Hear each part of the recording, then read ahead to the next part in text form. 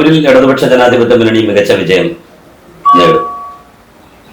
മലപ്പുറം ജില്ലയിൽ തവനൂര്, പൊന്നാനി, തിരൂര്,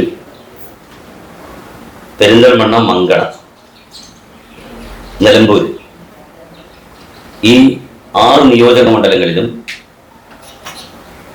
കടുത്ത മത്സരമാണ് നടന്നിരിക്കുന്നത്.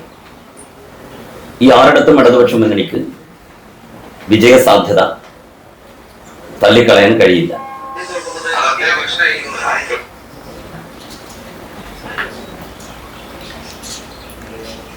താനൂരും വേങ്ങരയും നല്ല മത്സരം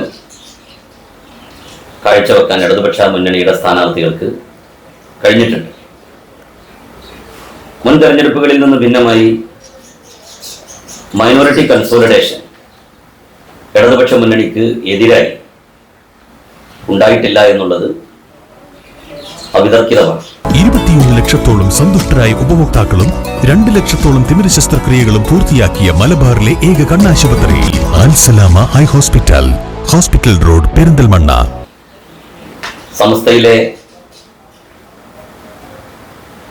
AP വിഭാഗം, സമസ്ത കേരള ജമിയത്തുൽ ഉലമ AP വിഭാഗം പൂർണ്ണമായും ഇടതുപക്ഷത്തിന് പിന്തുണ പ്രഖ്യാപിക്കുന്ന സാഹചര്യം ഉണ്ടായിട്ടുണ്ട്.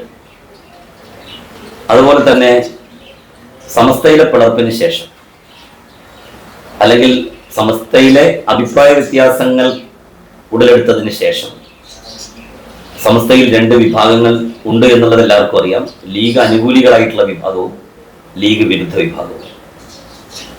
അത് ലീഗ് വിരുദ്ധ വിഭാഗം കഴിഞ്ഞ സമസ്തയുടെ 100ാം വാർഷികത്തിന്റെ ശേഷം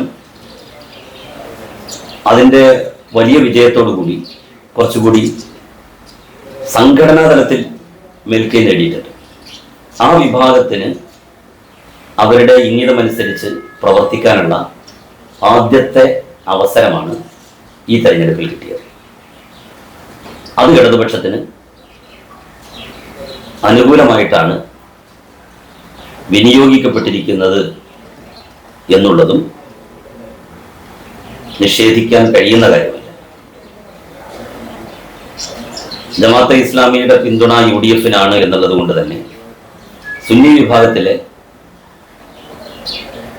നല്ലൊരു ശതമാനം ആളുകൾക്ക് അതിൽ കടുത്ത അതൃപ്തിയുണ്ട്.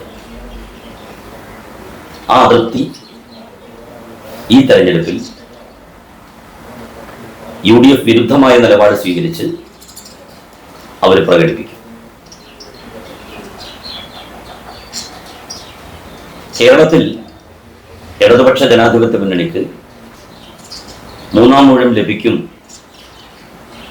എന്ന കാര്യത്തിൽ ആർക്കും സംശയം വേണ്ട. കാരണം സർക്കാരിനെതിരായിട്ടുള്ള ഒരു വികാരം എവിടെയും പ്രകടമായിട്ടില്ല.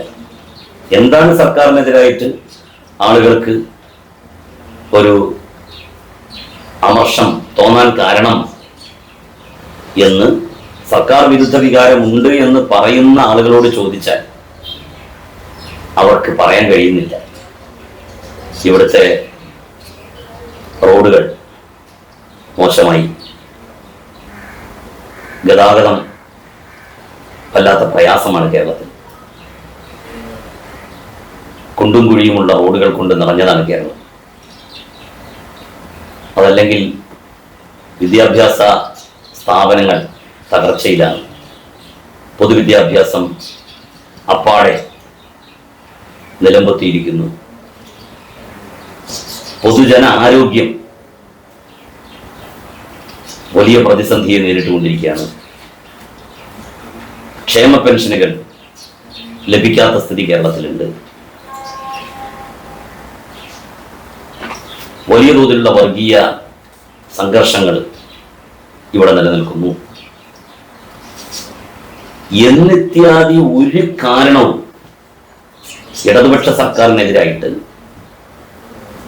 പറയാൻ കഴിയുന്നില്ല എന്നുള്ളത് തന്നെയാണ് ഈ സർക്കാർ 3ാമതും അധികാരത്തിൽ വരും എന്നുള്ളതിൻ്റെ ഏറ്റവും മികച്ച ഉദാഹരണം.